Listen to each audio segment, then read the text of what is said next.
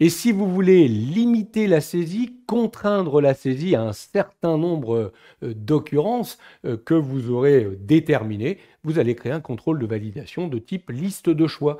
Vous ferez apparaître une liste déroulante et les gens seront obligés de choisir un élément présent dans cette liste. On peut créer des listes d'éléments ou des listes à partir de plages de cellules. Dans mon exemple ici, je veux proposer une liste déroulante de types de jeux pour être certain qu'on ne se trompera pas dans l'orthographe, notamment si on fait une analyse plus poussée de ce champ type de jeu. Je vais sélectionner les lignes concernées, donner validation de données, et là j'indique une liste d'éléments. Alors, qui dit liste d'éléments dit qu'on doit les saisir au clavier. Ce n'est pas forcément la meilleure solution, mais pourquoi pas.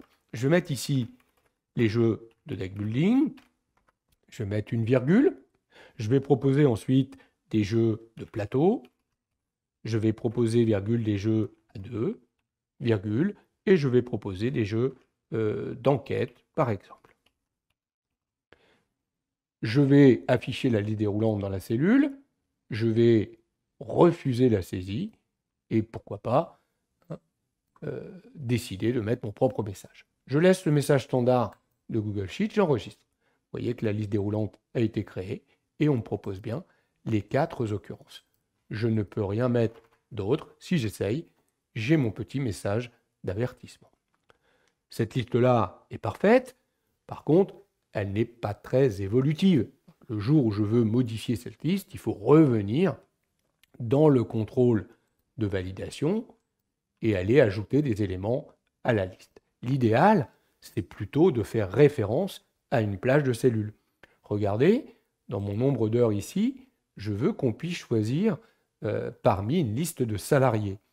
Dans ma feuille paramètres, j'ai déjà saisi ces salariés et je pourrais évidemment ajouter d'autres lignes et faire vivre cette liste puisque, regardez, je l'ai nommé LST salarié avec un S, c'est le nom que j'ai donné. Il suffit, si demain vous ajoutez des lignes, de revoir la référence au nom. Vous savez faire cela. Je reviens dans mon nombre d'heures, je sélectionne les cellules concernées, données, validation de données, et là, plutôt que de créer une liste d'éléments, je vais créer une liste créée à partir d'une plage.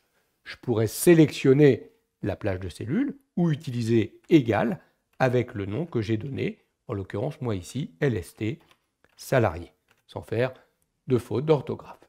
Égal, LST, salarié, très bien. J'affiche la liste déroulante, je refuse la saisie. Je peux très bien mettre mon propre message. J'enregistre, j'ai bien maintenant ma liste déroulante.